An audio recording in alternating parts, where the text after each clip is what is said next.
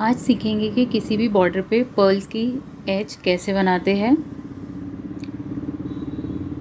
कोई भी थ्रेड ले और कोई भी क्रिस्टल या पर्ल आप यूज़ कर सकते हैं। यहाँ पर स्टार्टिंग में निकालने के बाद थ्रेड को एक नॉट लगा दें ताकि वो टाइट हो जाए आपकी स्टिच। अब स्टार्ट करेंगे।